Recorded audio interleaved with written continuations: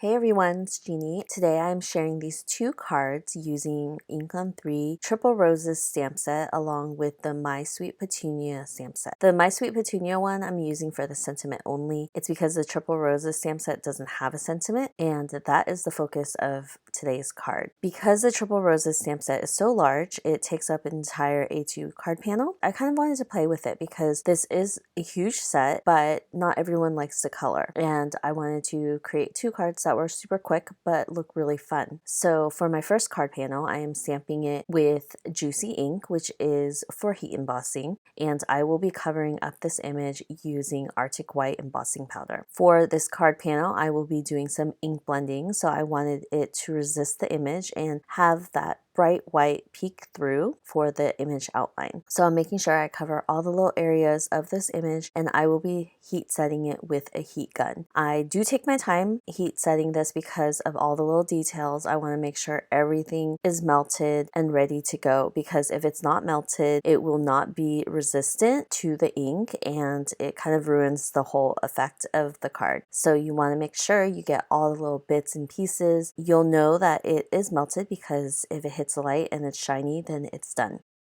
For my next card panel, I will be inking it up using Blackout ink. Although I only show me stamping this one time, I actually stamp it twice. So I'll have a total of 3 card panels. One, which is with the white embossing powder, and then 2 panels with the Triple Roses in the Blackout ink. So you want to definitely make sure you get all the little details of this image. It is a gorgeous image, but it does have a lot of details. I will also be showing me cleaning off the stamp using the ink off cleaner, which is one of my favorite tools in my crafty stash because it is so convenient to use to clean off all your stamps. For my heat embossed panel, I am actually taking it to a paper trimmer and trimming it diagonally in half. And that is because each half will be 1 card. That's how this turns out to be 2 cards. For the first panel, I will be inking this up using My Sweet Petunia Pink along with Peacock Blue. And I am not doing this in a very smooth and blended way. I kind of wanted just to put down the pink in random areas and then fill up the rest of the space with the blue. So I'm not trying very hard to blend the 2 colors together at all. I just wanted to place the color, and I kind of like the not blended look, and we'll be adding water splatter all over the panel afterwards, and it kind of has a cool effect. For my second heat embossed image card panel, I am using Bee Sting Yellow along with Trinity Teal, and you'll see that I placed down the yellow color in the same area that I did with the pink. I am barely overlapping the 2 colors, and I thought that was kind of fun. It's kind of a spotted look in a way. The water splatters will really pull everything together. Here I am being super generous with my water splatter. I am just splattering as much water as possible. I actually had some buildup on my blue and pink panel, but in the end, it still looks great. The ink is water reactive, so you'll start to see the splatters on the panel, and I thought it was just so fun.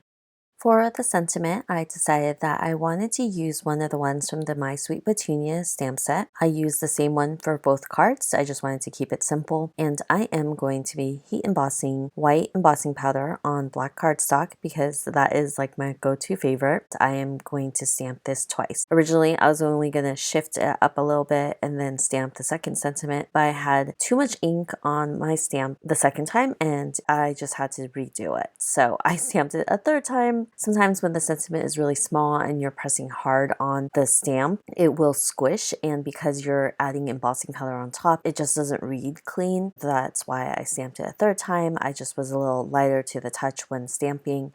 It's just something to be aware of when you have really small sentiment. So I am going to go ahead and heat set everything because I already have it stamped out, and then I will trim down 2 of the sentiments into strips.